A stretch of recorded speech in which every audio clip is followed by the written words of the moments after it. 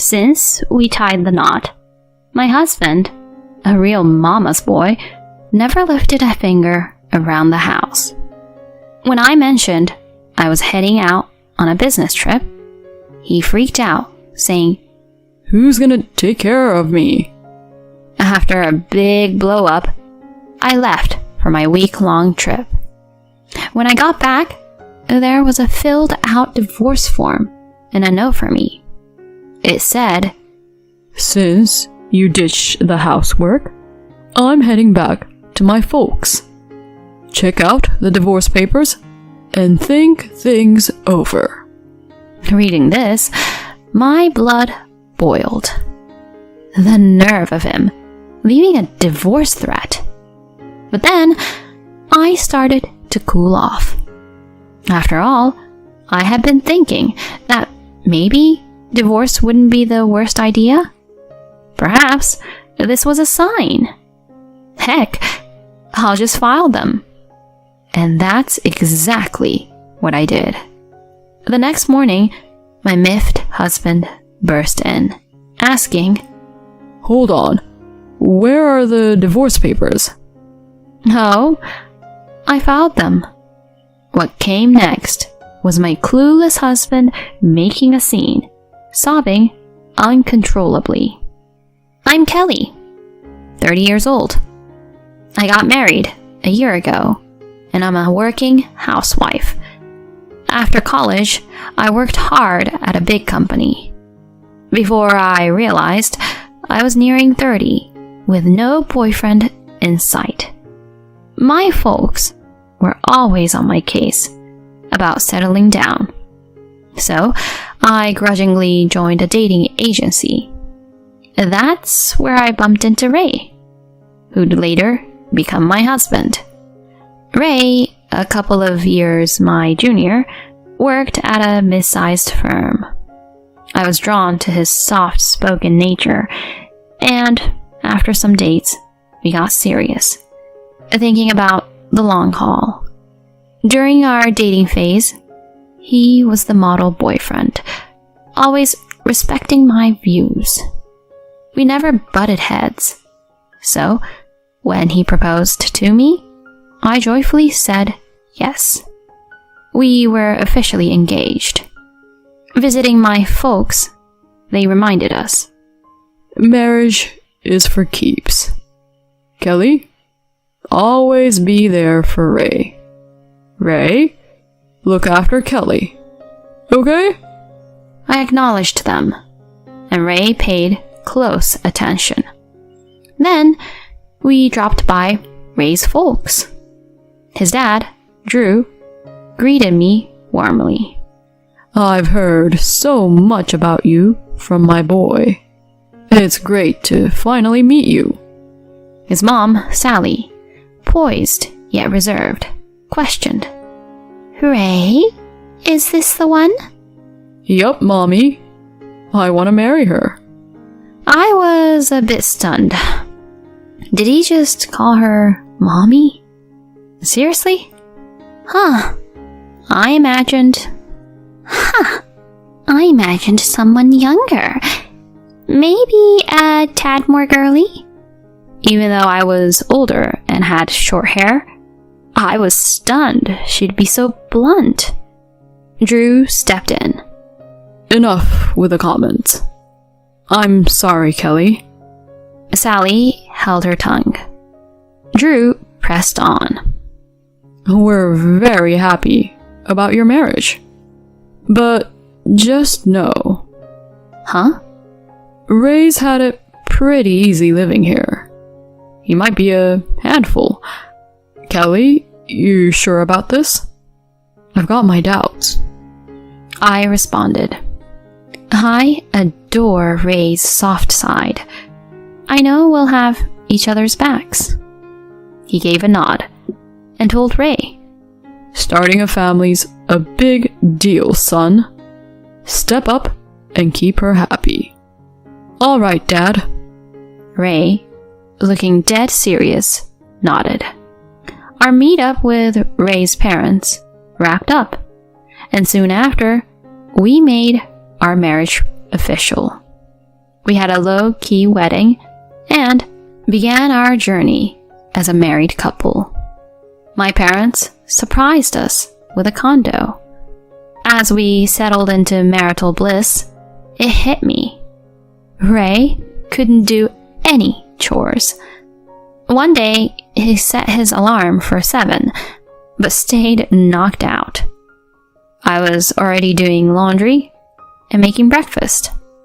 No matter how much I tried waking him, he didn't budge. At last, after tossing his covers and giving him a shake, he stirred. Whoa, it's 7:30 already. Why didn't you get me up? I did. Your alarm was blaring too. Now, eat your breakfast. Wiping his eyes, he made his way to the dining table and began griping about the breakfast I made. Hey, Kelly, this egg's too runny. Is that a big deal? I can't eat it unless it's well done. Do it over. He blurted this out while I was in the middle of hanging laundry. Holding back my frustration, I retorted, "Then don't eat." Why would you say that? And this coffee's burning hot. Mommy always got the eggs and coffee spot on. All right. I quickly redid the egg and chilled the coffee a bit. He happily wolfed it down, but without even clearing his plate, made a beeline for the restroom. Wait up. You know you should clean up after yourself. Ugh, I'm short on time. He excused himself, even though he made me remake his breakfast because he overslept. Annoyed, I stopped doing my makeup to tackle the dishes. As I was picking out my outfit, he summoned me. Kelly, over here. What now? I gotta head out too. Help with my tie. I can't knot it. Standing there, with a tie just hanging, he looked helpless. Seriously? You can't even do a tie? What do you do before we married? Mommy always did it. I exhaled, knotted his tie, and somehow we both left the house. That's just how it was. He never pitched in with any housework.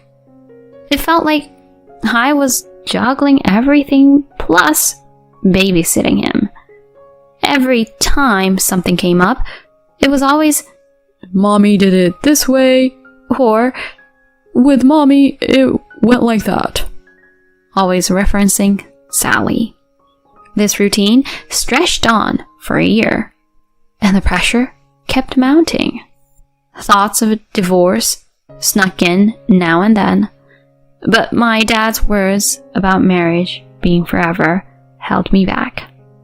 Out of the blue, due to a work hiccup, I was assigned a week-long business trip starting the next day. Breaking the news to my husband that evening, he, deeply into his video game, looked taken aback. Hold up. A business trip? A whole week? It's out of my hands. Work's calling.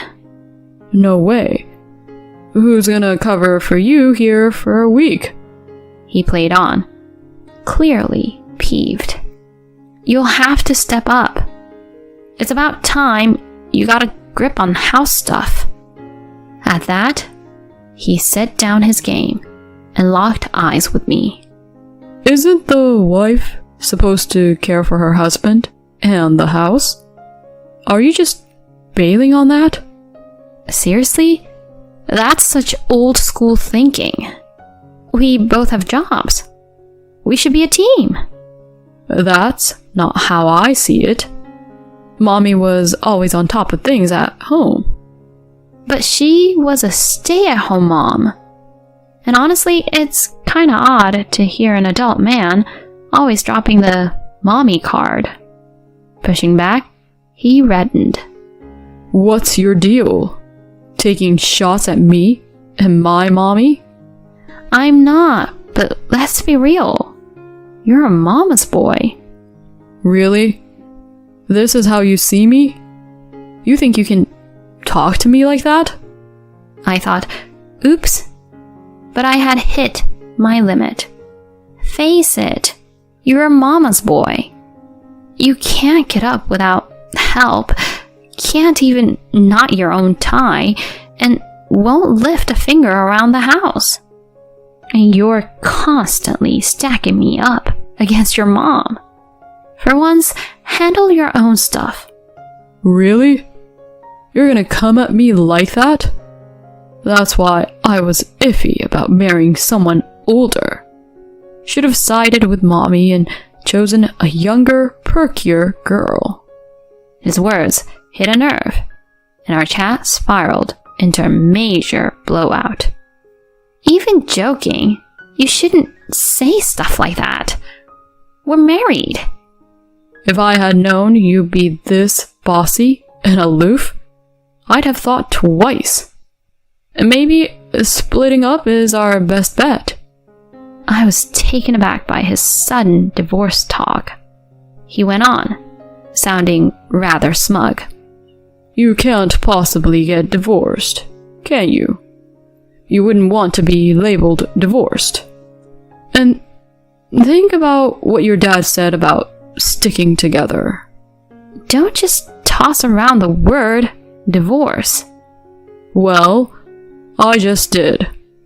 If you take off for this business trip and leave me here, I'm actually thinking about divorce. With that, he stormed into our bedroom, leaving me in shock. Even though the idea of divorce had been tough, because I didn't want to let my parents down, now seemed like the time to give it real thought. With that on my mind, I went to sleep. Bright and early the next day, I was up prepping for my trip. Our big blowout was still weighing on me, but there was work to be done. I nudged Ray, still under the covers. I'm heading out. You better wake up, or you'll be late for work. His answer came out in a sleep-muddled mumble. Rolling my eyes, I headed out. A few hours later, a text from him popped up. You barely tried to wake me. Now I'm running late. Did you really go on that trip? I quickly texted back. I did wake you up. And yes, I'm on my trip. I'll be back in a week. He read my message, but didn't bother replying. Mid-trip, I called my parents to give them the lowdown on Ray's antics and mentioned I was leaning towards divorce. I braced for a lecture, but what they said caught me off guard. We had no clue he acted like this. Take your time thinking, but don't force yourself to stay. Always remember, we're in your corner, no matter what you decide. Their support choked me up. When I got back, Ray and I were due for a serious sit-down. If he didn't shape up, divorce was on the horizon. Thoughts swirling, I returned after my week away. Walking in late, I noticed Ray wasn't home yet. As I scanned the room, a signed divorce document and a note caught my eye. The note read, Since you ditched the housework, I'm heading back to my folks. Check out the divorce papers and think things over. Reading this, my blood boiled. The nerve of him, leaving a divorce threat. But then, I started to cool off. After all, I had been thinking that maybe divorce wouldn't be the worst idea. Perhaps this was a sign. Heck, I'll just file them. And that's exactly what I did. When the papers went through, I felt like a ton of bricks had been lifted. That evening, I went to bed and had the best sleep. The next morning, sipping a relaxing cup of coffee, I heard the door. In walks Ray. Kelly, why didn't you come to my folks' place to apologize to me?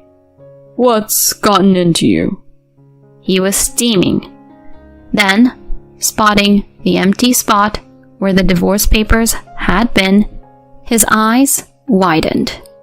Hold on. Where are the divorce papers? Oh, I filed them. You did what? He looked like he'd been slapped. You really went through with it? Thanks for signing them. Made everything smoother.